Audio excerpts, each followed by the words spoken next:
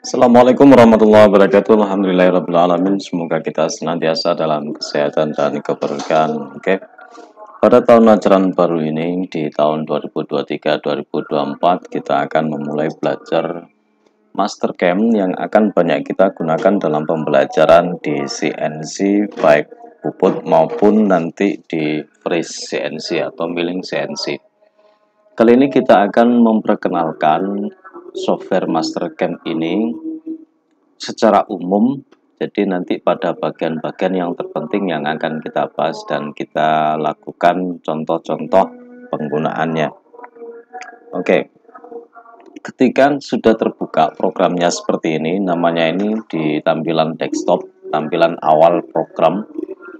Kita akan menemukan di bagian sebelah sini adalah daftar menu mulai dari file, edit, dan seterusnya sampai dengan help. Kemudian daerah sini adalah toolbar. Kalau kita perhatikan yang kecil-kecil ini namanya icon. Tampilan standar untuk desain seperti ini. Kemudian di sebelah sini ada pilihan 2D. Kalau kita klik lagi ada pilihan 3 dimensi. Kemudian G-View ini adalah untuk menampilkan bagian atas, bagian depan, bagian belakang, bagian bawah, bagian kanan, bagian kiri. Jadi kalau kita bayangkan ada benda 3 dimensi, itu bisa kita lihat bagian-bagiannya dari sebelah atas dan seterusnya, ataupun pada pandangan isometrik. Ini yang penting. Kemudian ini plane aktif. Kemudian Z ini adalah kedalaman. Kalau kita klik, kita akan diminta untuk select point for new construction depth. Jadi kita diminta untuk menentukan titik referensi yang hendak kita gunakan untuk mendesain. Ini adalah pilihan untuk warna. Kemudian level itu adalah seumpama kertas yang transparan ditumpuk-tumpuk, itu maka dia menjadi level 1, 2, 3 dan seterusnya sesuai dengan jumlah tumpukan kertas tersebut. Kemudian ini atribut, WCS, group dan seterusnya. Oke. Untuk mengaktifkan ini secara default, misalnya kita ingin agar tampilannya itu ada extrude, revolve dan seterusnya, kita klik kanan di daerah sini, kemudian klik ke bawah ini, kemudian load toolbar state, pilih yang 3D ini ya, 3D atau pilih desain atau drafting. Untuk tampilan yang ini kita pilih desain, diklik ini. Jadi misalnya sudah berubah-ubah, hendak menjadikan tampilan seperti ini lagi, klik kanan di daerah sembarang bawahnya di sini, kemudian klik yang ke bawah ini, toolbar, kemudian pilih yang desain. Oke, kalau drafting gimana Pak? Klik, tampilannya akan berbeda seperti ini. Load, kemudian pilih yang sesuai. Oke, ini secara mudah. Kemudian di sebelah sini adalah area kerja. Di daerah sini adalah operation manager. Artinya nanti kalau kita hendak membuat program, tampilannya akan berada di daerah sini. Kemudian jika ini tidak ada, klik view, kemudian ini dipastikan toggle operation manager ini diklik. Klik. Jadi ini tampak seperti ini. Oke. Jadi misalnya itu sudah keklik, geser-geser kayak gini gitu ya. Kemudian kita close. Kita coba tampilkan lagi, view toggle akan berada di sini. Ini kan repot. Misalnya kayak gini, ini nanti ke bawah ke mana gitu ya. Nah, kayak gini, seperti ini. Diklik di sini, kemudian klik load, kemudian pilih untuk yang desain. Maka dia akan kembali lagi seperti ini. Oke. Kita akan bahas di daerah sini. Menu file ini akan banyak berhubungan dengan manajemen data. Kalau kita klik seperti ini, akan ada pilihan new, open, dan seterusnya.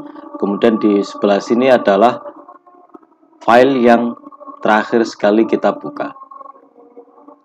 File new ini apabila kita ingin membuat sebuah file baru. Open ini kalau misalnya kita hendak membuka file atau dokumen yang pernah kita simpan. Satu contoh, misalnya ini kita sudah bikin macam-macam, sorry yang ini misalnya kayak gini ya. Kemudian udah kita hendak membuat file baru aja lah biar mudah, nggak pakai ngapus-ngapus, langsung aja file new, klik seperti ini. Akan ada tampilan apakah ini disimpan, jawab no, maka dia akan kembali bersih dan membuat sebuah file yang baru. Oke. Fungsi dari file open itu adalah untuk membuka file yang sudah pernah kita buat. File open kalau kita klik secara umum nanti dia akan masuk ke MCX ini. Satu contoh, pilihannya ini kita klik, kemudian oke. Nanti akan tampil desain yang pernah kita bikin. Oke, jadi file open itu adalah untuk membuka file. Itu sama dengan tampilan yang ada di sini. Kita lanjut dengan file save. Satu contoh ini sudah kita rubah-rubah ya, kemudian hendak kita simpan hasil pekerjaan kita, langsung aja file save, atau dengan cara menekan di keyboard tombol CTRL, ditekan, ditahan, kemudian tekan S. Tidak dilepas, baru kalau sudah ditekan S dilepas, dari Ctrl S gitu ya. Kemudian fungsi dari file save as ya, file save as ini adalah untuk menyimpan, akan tetapi dengan memberikan nama yang baru. Hal ini berfungsi sekali ketika kita menerima pekerjaan dari orang lain, kemudian agar kiriman file tersebut tidak berubah setelah kita otak-atik ya. Ada perubahan-perubahan yang kita lakukan, akan tapi kita tetap punya cadangan file yang dijadikan sebagai standar pekerjaan. Bahwasanya ini loh hasil ini kerjaan sampean, gambarnya seperti ini, kemudian saya otak-atik agar file yang dikirimi orang tersebut tidak berubah. Satu contoh misalnya seperti itu, maka kita bisa menggunakan file save as. Satu contoh ini, kemudian saya rubah seperti ini, hasil rubahan tadi ya, ini kita berharap bahwasannya tidak berpengaruh pada file yang asal yang barusan kita buka, maka kita klik dengan file save as, kita simpan dengan file save as, kemudian dikasih nama baru, contoh, misalnya saya kasih contoh gitu ya, maka dia sudah berubah. Filenya ini yang asal tadi itu masih ada. Kalau kita klik seperti ini, kan tadi kan ini ya, nah ini, kemudian open, kita pilih yang contoh, ini adalah file yang barusan kita rubah. Jadi kita akhirnya mempunyai dua file. Kalau file save as lagi, maka akan mempunyai 3 file dan seterusnya seperti itu. Jadi file save as menyimpan dan memberikan nama file yang baru. Kemudian di sini ada file save sum. Ini adalah menyimpan beberapa bagian yang hendak kita simpan. Kita punya desain seperti ini, kita hanya menyimpan sebagiannya saja. Kita klik file save sum seperti ini, kemudian kita pilih misalnya di blok yang ini yang hendak kita simpan, diklik di blok gitu ya, kemudian oke, akan muncul misalnya kita kasih nama save sum. Oke, maka kalau kita buka di sini, di sebelah sini adalah file yang barusan kita buka. Kalau kita klik, maka dia hanya menampilkan bagian yang barusan kita save pada sebagian desain yang kita buat. Save sum, ya, perbedaan 3 ini juga dalam praktek pekerjaan itu akan kita butuhkan. Sedangkan kalau print preview ini untuk mencetak ke kertas, akan tapi hasilnya kurang bagus, pengaturannya lebih sulit. Lebih enak kalau misalnya kita desain itu menggunakan kayak AutoCAD, Inventor, Solid, dan sejenisnya ya.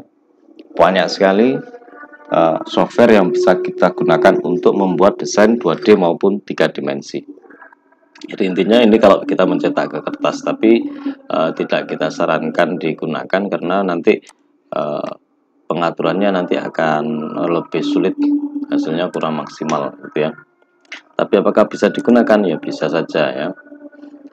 kita langsung ke sini, file merge pattern ya. File merge pattern ini adalah kalau kita ingin menggabungkan beberapa file yang pernah kita buat kemudian kita jadikan satu. Kasus pekerjaan misalnya bagian A dibuat oleh orang lain, bagian B dibuat oleh orang lain, dan kemudian kita hendak menjadikan satu file pekerjaan dalam satu file ya, dalam satu file. Maka kita bisa menggabungkan file-file desain dari beberapa orang tersebut atau desain kita sendiri dengan file merge seperti ini, kemudian buka bagian file yang lain yang hendak kita gabungkan. Satu contoh misalnya saya buka ini ya, maka dia akan digabungkan di sini. Ingat ini save sum ini kalau misalnya saya simpan ya, save gitu ya. Maka kalau kita buka lagi Mastercam X5 sebentar ya. Saya buka Mastercam X5, kemudian file yang barusan kita gabung-gabung itu misalnya hendak kita kerjakan di kemudian hari. File open atau lihat di terakhir sini bisa. Nah, save sum ini hasilnya seperti yang barusan kita bikin tadi. Jadi menggabungkan file ya, menggabungkan desainnya menjadi satu file dengan nama yang baru, itu adalah fungsi dari file save sum. Kemudian yang mungkin diperlukan tapi kadang juga nggak diperlukan ya, kalau open folder, user folder ini untuk membuka folder ya, folder yang tersimpan. Oke, di properties ini berfungsi untuk membuat deskripsi file yang kita buat. Satu contoh ini saya kasih deskripsi ini digunakan seperti ini ya. Jadi misalnya kita membuat sebuah file kemudian kita lupa tujuan filenya itu digunakan untuk apa atau pekerjaan yang diterima pada tanggal berapa kayak gitu ya, karena sudah sering kita otak-atik, maka kita bisa memberikan keterangan deskripsinya di file properties ini. Jadi nanti kalau misalnya ini kita lupa, saya demokan aja. Jadi kalau kita lupa, kita bisa melihat di propertiesnya. Ini misalnya kita sudah menerima pekerjaan ini dari si Fulan, ini dari si B, dari si C. Nah, oh ini kerjanya siapa ya? Kita lihat di file properties. Oh belum saya buka ya, ini ya. Kemudian file properties itu nanti kita akan bisa melihat di sini deskripsinya. Contoh, saya ulang lagi.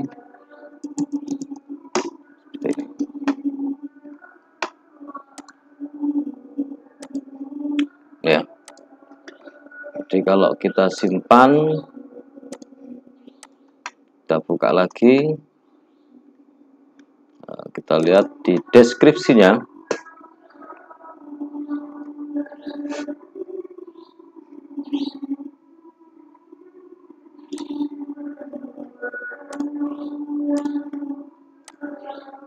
Ini ya, ada deskripsi yang tersedia di sini.